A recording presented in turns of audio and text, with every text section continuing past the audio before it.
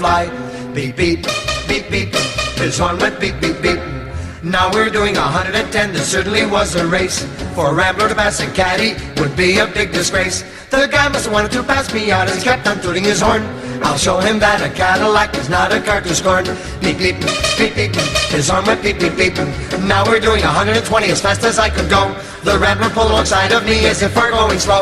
The fella rolled down his window and yelled for me to hear, "Hey buddy, how can I get this car out of San